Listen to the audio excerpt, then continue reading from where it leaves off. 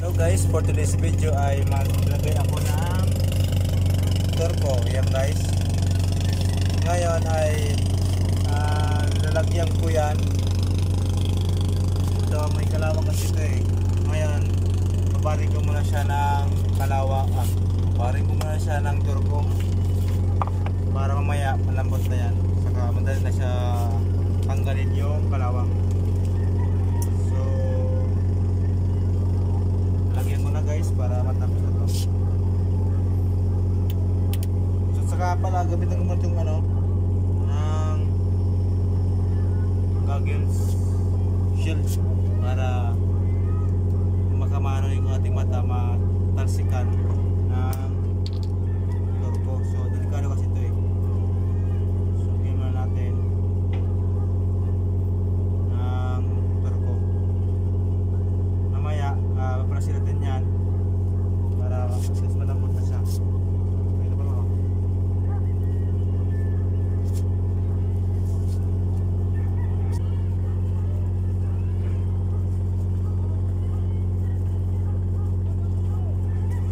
Yan guys, tapos dito sa baba lalagyan ko naman siya. Ayan na yan. Dito palagas yung nilalagyan ng turbo. Yan. Ayan. Ayan. Palagas yan. Para malambot na siya mamaya. So, yan. Lagyan ko muna siya ng turbo.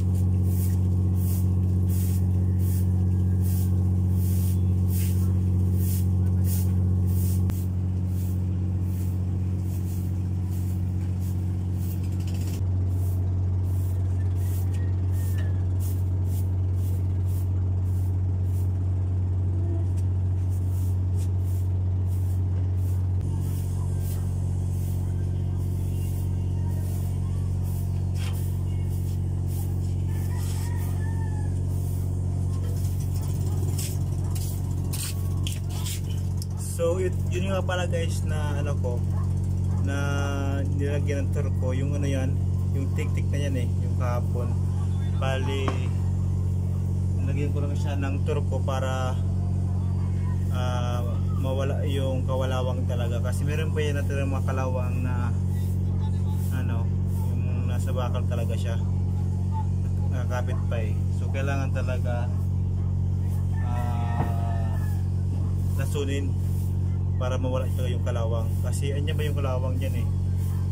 So kailangan para mawala yung kalawang talaga ay kailangan ko tagalasunin yun para sure na mawala yung kalawang, kasi sa lalim yung iba eh meron pa natira. So yun ang ko tinatanggal. So ngayon binalabad ko muna siya ng ilang oras, tapos mamaya ay brushing ko yan para sure na matanggal yung kalawang. Yan. Bali ngayon pala medyo mula siya ng konti.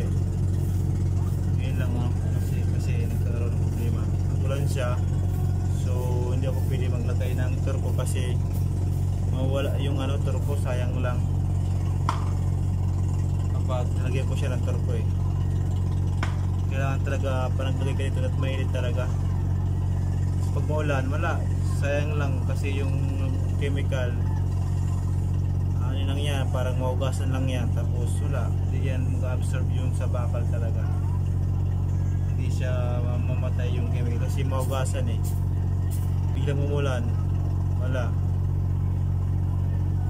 yung iba nun matatanggal yung ibang turbo kasi nga maugasan yan eh.